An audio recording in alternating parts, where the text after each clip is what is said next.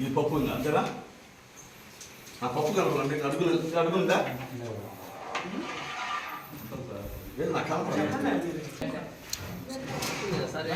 నాకు లేదు మనిషి తినే పరిస్థితి కూడా కాదు. ఎంత ఉప్పుగా ఉంటుంది. పిల్లలు ఎవడైనా తింటారా? దారుణం ఎక్కడైనా ఉండాలని అడుగుతా ఉన్నా. వంకాయలు చూడండి, వంకాయలు పుచ్చిపోయిన వంకాయలు, కుళ్ళిపోయిన వీటికైతే డోర్లు లేవు. మరి దారుణంగా ఉంది పరిస్థితి.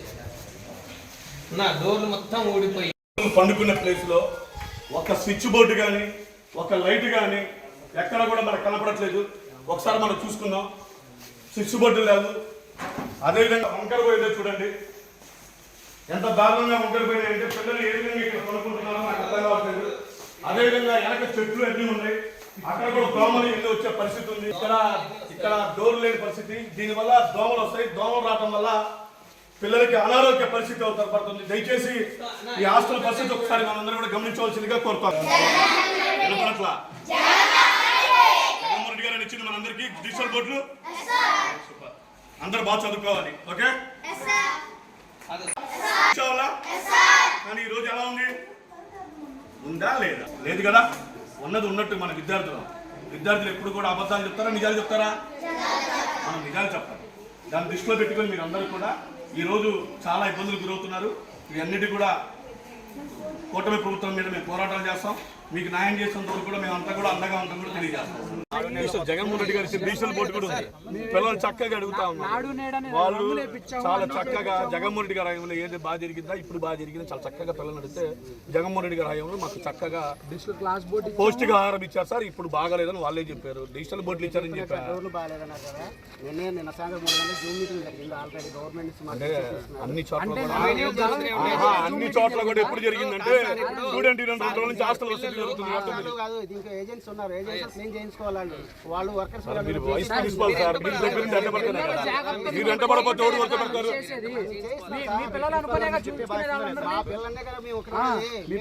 అది ఉంటే అలా చూడరు సార్. అలా ఉండరు గురుగారు. మీరు మాస్టర్ పోస్ట్ లో ఉన్నారు. మీరు 10 మందికి పాఠాలు చెప్పే పరిస్థితి. నిజంగా ఒకసారి ఆ బాత్రూమ్కి వెళ్ళి చూడకండి. అంటే ఈ వారంలో కాదు, నెల రోజుల నుంచి అది క్లీన్ చేయనట్టు ఉంటుంది. లేకపోతే ఈ 2 రోజులు అంటే చూడు చాలా దారుణంగా. అంటే పిల్లలు ఉన్నారు కదా, మా పిల్లలు మేము చూసుకుంటా ఉన్నాం కదా, అక్కడ కనపడట్లా. వర్కర్స్ మానేయడం వల్ల అలా ఉంది సార్. యాక్చువల్లీ ఈ రోజు అనుకోకుండా 2 వర్కర్స్ మానేసేసారు. కనీసం ఎన్ని రోజుల క్రితం మానేశారు? ఎన్ని రోజుల క్రితం మానేశారు? పూర్తిగా మేము రామని చెప్పేసి ఎన్ని రోజుల క్రితం? సంవత్సరం నుంచి 5 Panuganti Chaitanya, YSR Congress party student union రాష్ట్ర అధ్యక్షుడిని. రాష్ట్ర వ్యాప్తంగా వైఎస్ఆర్ కాంగ్రెస్ పార్టీ స్టూడెంట్ విభాగం ఆధ్వర్యంలో ఈరోజు సంక్షేమ హాస్టల్ బాట కార్యక్రమం చేపట్టడం జరిగింది. అందులో భాగంగా ఈరోజు ఎన్టీఆర్ జిల్లాలోని తిరువూరు నియోజకవర్గంలో ఎస్సీ హాస్టల్ సందర్శించడం జరిగింది. ఈ సందర్శించిన ప్రక్రియలో మనం కానీ చూసుకున్నట్లయితే పిల్లలు సుమారు 470 మంది పైచులకి ఇక్కడ సుమారు పిల్లలు ఉంటే అక్కడ భోజనం కానీ, మరుగుదొడ్లు కానీ, ఫ్యాన్లు కానీ, పిల్లలు పండుకునే చుట్టుపక్కల పరిసరాలన్నీ కూడా చాలా అధ్వానమైన పరిస్థితి కల్లారా మన కట్టడం చూడటం జరిగింది. కానీ ఇక్కడ అధికారులను అడుగుతూ ఉంటే ఈరోజు వర్కర్స్ రాలేదు, 2 రోజుల నుంచి వర్కర్స్ రాలేదని చెప్పేసి ఏదో మాటలు చెప్తా ఉన్నారు. ఇంచుమించుగా సుమారుగా సంవత్సరం నుంచి అవన్నీ పడిపోయినట్లు మరుగుదొడ్లు క్లియర్గా చూసాం. ఈరోజు పిల్లలు హాస్పిటల్ పాలేక ఏమవుతారు? ఈరోజు రాష్ట్రంలో సంక్షేమ హాస్టల్ పరిస్థితి ఎలా ఉందంటే అర్థమైన పరిస్థితిలో ఉన్నాం. ఈరోజు రాష్ట్ర వ్యాప్తంగా కూడా పిల్లలకి రావాల్సిన దుప్పట్లు, దోమతరలు కూడా ప్రక్రియ జరగలేదు. దీనివల్ల ఏమవుతున్నది? దీంతో పాటు దోమల కటిక నేల మీద ఈరోజు విద్యార్థులు నిద్రలేని రాత్రులు గడపడం మనం కళ్ళారా చూసాం. అరకొర నిధులతో మెను పక్కన పెట్టేసి కుళ్ళిపోయిన కూరగాయలతో వంట వండుతూ ఉన్నారు. స్వయంగా ఈరోజు మనం ఎస్సీ హాస్టల్లో అది చూడటం జరిగింది. కుళ్ళిపోయిన కూరగాయలతో వంట వండుస్తుంటే విద్యార్థుల యొక్క విలువైన భవిష్యత్తు, విలువైన జీవితాన్ని ఈరోజు కూటమి ప్రభుత్వం. అంతేకాదు ఈరోజు మనం చూసుకున్నట్లయితే డైట్ కానివ్వండి, కాస్మోటిక్ ఛార్జీలు కూడా ఈరోజు పిల్లల్ని అడిగితే అన్న మాకు ఎక్కడ కూడా రావట్లేదనే విషయం కూడా చెప్తా ఉన్నారు. ఈరోజు సంక్షేమ హాస్టల్లో ఇన్ని సమస్యలు తిట్టా ఉంటే కూటమి సత్కారం మాత్రం ఊరక మాటలకే పరిమితం అయిపోయింది.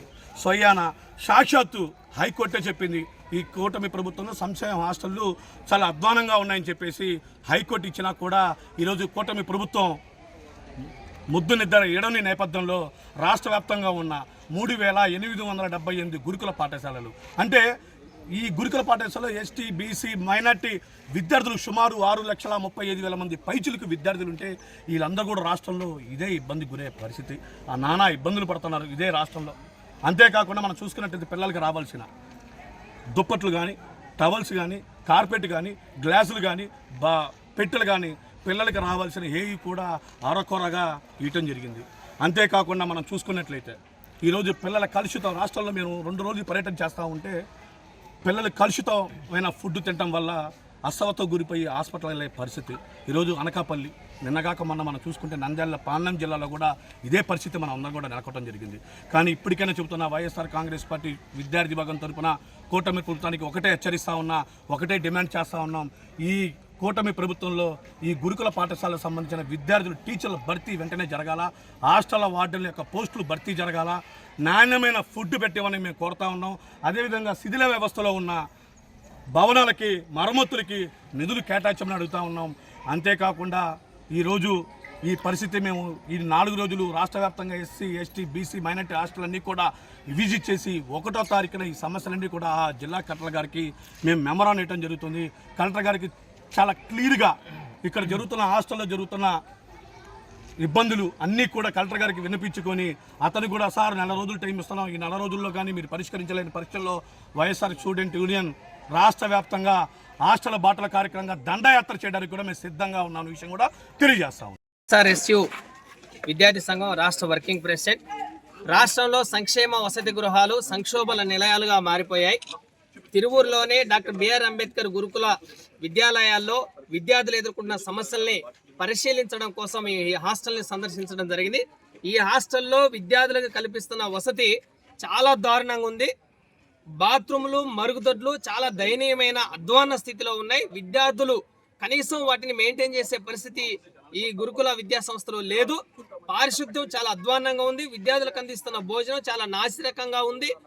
నీళ్ల చారు, ఉడకని అన్నంతో విద్యార్థులు చాలా తీవ్రంగా ఇబ్బందులు పడతా ఉంటే సంక్షేమ శాఖ అధికారులు ఈరోజు విద్యార్థుల సమస్యల్ని విస్మరించి చాలా దుర్మార్గంగా వ్యవహరిస్తున్న పరిస్థితి ఈ రాష్ట్రంలో ఉంది. రాష్ట్ర ప్రభుత్వం సంక్షేమ హాస్టల్ పట్ల చాలా దుర్మార్గంగా వ్యవహరిస్తూ ఉంది.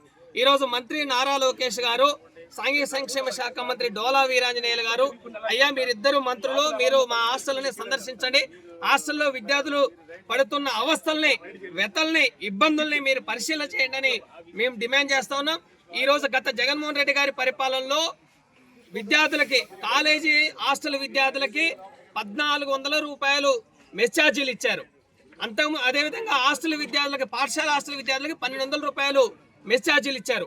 గత జగన్మోహన్ రెడ్డి గారు అధికారానికి రాకముందు 2019 ముందు చంద్రబాబు నాయుడు హయాంలో 850 రూపాయలు పాఠశాల హాస్టల్ విద్యార్థులకి, 1,200 రూపాయలు కాలేజీ హాస్టల్ విద్యార్థులకు ఉంటే జగన్మోహన్ రెడ్డి గారు సీఎం అయిన తర్వాత పాఠశాల విద్యార్థులకు 550 రూపాయలు, కాలేజీ హాస్టల్ విద్యార్థులకు 200 రూపాయలు ఒకేసారి పెంచారు.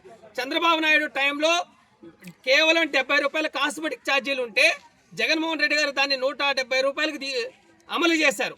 కానీ ఈ ప్రభుత్వం వచ్చిన ఏడాది పాలనలోనే 1 రూపాయి కూడా మెస్ కాస్మెటిక్ ఛార్జీలు విద్యార్థులకి అందించలేదు. నారా లోకేష్ గారు, మేము డిమాండ్ చేస్తా ఉన్నాం, మీ కుమారుడు దేవాంశిని ఎస్సీ ఎస్టీ బీసీ హాస్టల్లో కానీ, గురుకుల హాస్టల్లో కానీ ఎక్కడో దగ్గర మీరు చేర్పించండి. ఆ హాస్టల్లో విద్యార్థులు పడుతున్న ఇబ్బందులు మీ కళ్ళకు కడతాయి. మీరు సమీక్షా సమావేశాలకి, టీ కాఫీలకి, బ్రెడ్లకి, స్నాక్స్ కోసం ఈ సంవత్సరంలో 1,50,00,000 ఖర్చు పెట్టారు. మా సంక్షేమ విద్యార్థులకి మీరు రోజుకి 53 రూపాయలు ఇస్తున్నారు. రోజుకి 53 రూపాయల్లో ఉదయం టిఫిన్, మధ్యాహ్న భోజనం, రాత్రి భోజనం ఎలా తింటారు? నాణ్యమైన భోజనాన్ని మీ ప్రభుత్వం ఎలా అందిస్తుంది? కాబట్టి ఈ ప్రభుత్వం కేవలం షోయింగ్లకు మాత్రమే ఉంది. హాస్టల్లో రెగ్యులర్ వర్కర్స్ లేరు, మెనూ అమలు చేయడం లేదు. మెనూ అమలు చేసే విషయంలో 2019 నుండి 2024 వరకు జగన్మోహన్ రెడ్డి గారు ప్రతిరోజు, ప్రతి పూట మెనూని తప్పనిసరిగా అమలు చేయించారు. సంక్షేమ వసతి గృహాల్లో సుమారు 6 లక్షల మంది విద్యార్థులు ఈరోజు సంక్షేమ హాస్టల్లో ఇబ్బందులు పడతా ఉంటే ఈ ప్రభుత్వం మీనమేషాలు లెక్కిస్తూ ఉంది. హాస్టల్లో కనీస వసతులు కల్పించడం లేదు. దుర్మార్గంగా నాణ్యమైన భోజనాన్ని అందించడంలో చాలా విఫలమైంది. పైగా మేము హాస్టల్లో సందర్శించి అక్కడున్న కనీస అవసరాలు, వసతుల్ని మేము పరిశీలన చేయడానికి వస్తే ప్రభుత్వం రాకుండా ఈరోజు అడ్డగించే ఒక దుర్మార్గమైన ప్రక్రియని ఈ ప్రభుత్వం చేపట్టింది. ఎస్సీ ఎస్టీ బీసీల వ్యతిరేక ప్రభుత్వము ఈ కూటమి ప్రభుత్వము. జగన్మోహన్ రెడ్డి గారు బ్రహ్మాండంగా 5 ఏళ్లలో అమలు చేశారు. ఈ సంక్షేమ హాస్టల్లో కల్పిస్తున్న వసతులపైన ప్రభుత్వం తక్షణమే చర్యలు తీసుకోవాలి, మెరుగైన వసతులు కల్పించాలి, మెస్ కాస్మెటిక్ ఛార్జీలని పెరిగిన ధరలకు అనుగుణంగా పెంచాలని వైఎస్ఆర్సీపీ విద్యార్థి విభాగం తరపున ఈ ప్రభుత్వాన్ని డిమాండ్ చేస్తాను. లేని పక్షంలో రాష్ట్ర వ్యాప్తంగా ఈ ఉద్యమాన్ని మరింత తీవ్రతరం చేస్తామని మేము హెచ్చరిస్తా ఉన్నాం.